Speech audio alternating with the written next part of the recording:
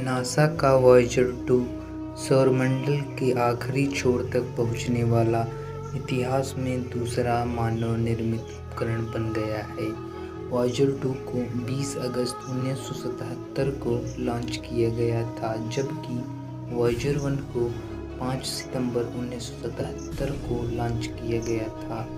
Voyager 2 NASA का सबसे लंबा चलने वाला मिशन है। वॉयेजर 1 ने 2012 में ही इस सीमा को पार किया था, लेकिन 41 साल पहले लॉन्च किए गए वॉयेजर 2 में एक क्रियाशील उपकरण लगाया गया है जो अंतरिक्ष में तारों के बीच की दुनिया के बारे में अपनी तरह के पहले प्राकृतिक अवलोकन उपलब्ध कराएगा। नासा के अनुसार इस समय वॉयेजर 2 पृथ्वी से 18 बिलियन किलोमीटर दूर है। वॉयेजर 1 और वॉयेजर 2 दोनों अभी सौरमंडल के अंदर फिलहाल, निकट भविष्य में भी ये इससे बाहर नहीं जाएंगे। वॉयेजर 2 एकमात्र अंतरिक्ष यान है जो सभी 4 गैस विशाल ग्रहों बृहस्पति, शनि, यूरेनस और नेपच्यून की यात्रा कर चुका है। हीलियोस्फीयर अंतरिक्ष यान पर लगे विभिन्न उपकरणों से प्राप्त डेटा का आकलन कर मिशन के वैज्ञानिकों ने यह निर्धारित किया है कि इस प्रोब ने 5 नवंबर को हीलियोस्फीयर के आखिरी छोर को पार किया। हीलियोपाउच नामक यह सीमा ऐसा स्थान है जहां कमजोर गर्म सौर हवा तारों के बीच के ठंडे और घने माध्यम से मिलती है। इस यान द्वारा अपनी यात्रा के नए चरण में प्रवेश करने के बावजूद मिशन के ऑपरेटर वॉयेजर 2 के साथ संवाद कर सकते हैं, लेकिन इस यान से आने वाली सूचना, जो प्रकाश की गति से आगे बढ़ती है, को अंतरिक्ष यान से पृथ्वी तक पहुंचने में लगभग 16.5 घंटे का समय लगता है। हीलियोस्फीयर से वॉयेजर 2 के बाहर निकलने का समय मजबूर साक्ष्य प्लाज्मा साइंस एक्सपेरिमेंट (PLS) से प्राप्त हुआ। उल्लेखनीय है कि यह उपकरण वॉयेजर 1 पर भी लगाया था, लेकिन इस यान द्वारा हीलियोपोज की सीमा को पार करने से काफ़ी पहले वर्ष 1980 में ही इस उपकरण ने काम करना बंद कर दिया था। प्लाज्मा डेटा के अतिरिक्त वॉयेजर 2 द्वारा हीलियोपोज की सीमा को पार करने के साक्ष्य इस पर लगे अन्य 3 उपकरणों ब्रह्मांडीय किरण उपप्रणाली कॉस्मिक रे सबसिस्टम, कम ऊर्जा वाले कण उपकरण low energy charge particle instrument और मैग्नेटोमीटर से प्राप्त हुए हैं। महत्व और चुनौतियाँ।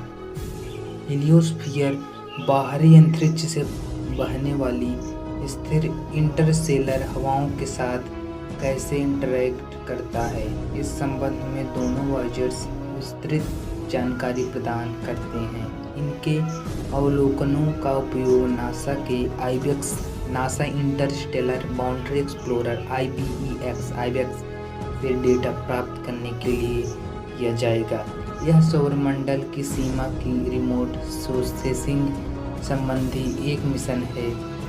इस मिशन में सबसे बड़ी चुनौती गर्मी और बिजली के क्रमिक नुकसान से निपटना है। वर्तमान में वॉयेजर 2 का परिचालन केवल 38.5 डिग्री फ़ारेनहाइट 3.6 डिग्री सेल्सियस के तापमान पर किया जा रहा है और इससे प्रत्येक वर्ष अंतरिक्ष यान के विद्युत उत्पादन में 4 वाट की कमी आती है।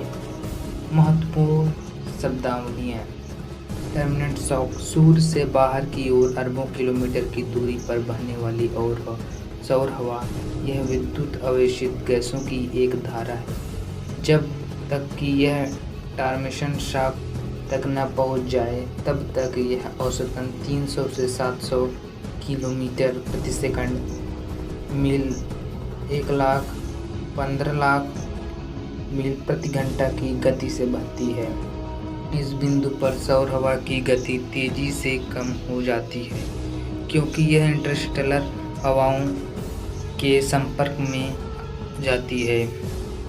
लियोस्फीयर सूर्य से निकलने वाली सौर हवा एक ऐसे बुलबुले का निर्माण करती है जो ग्रहों की कक्षाओं से बहुत दूर तक फैली हुई है। यह बुलबुला ही हीलियोस्फीयर है, जो एक लंबे उर्वात शंकु विंडशॉक के आकार का होता है तथा तारों के बीच अंतरिक्ष में सूर्य के साथ साथ गति करता है।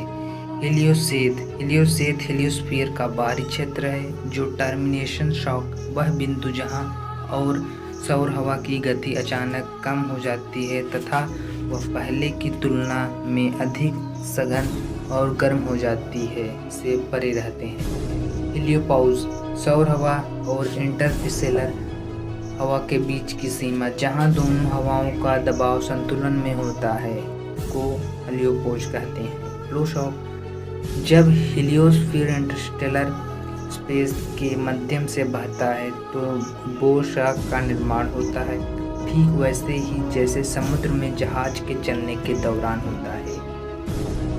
ऊट क्लाउड यह उन छोटे पिंडों का संग्रह है जो अभी भी सूर्य के गुरुत्वाकर्षण के प्रभाव में है।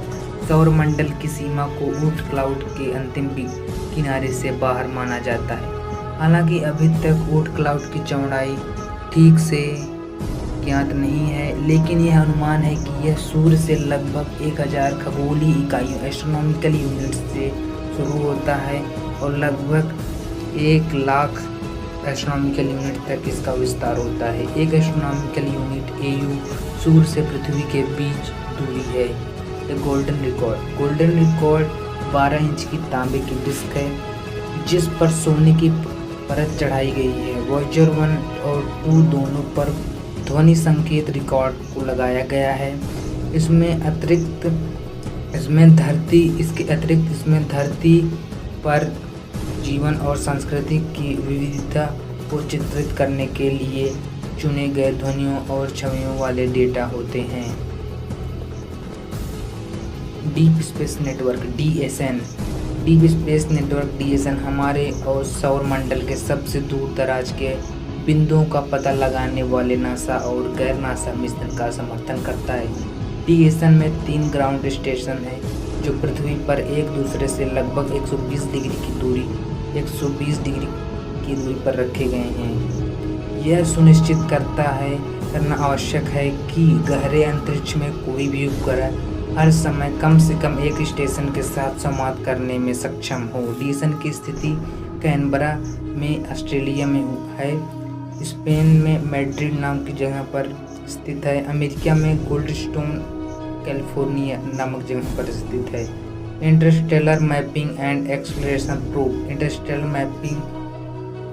प्रोब यह नासा का एक और मिशन है जिसे वॉयेजर के अवलोकनों का अनुसरण करने के लिए 2024 में लॉन्च किया जाना है। Interstellar boundary explorer IBEX NASA ने इस मिशन का उद्देश्य सौर हवा और इंटरस्टेलर माध्यम के बीच हमारे सौर मंडल के किनारे पर होने वाली पारस्परिक क्रिया की प्रकृति के बारे में खोज करना है। इसे 19 अक्टूबर 2008 में लॉन्च किया गया था।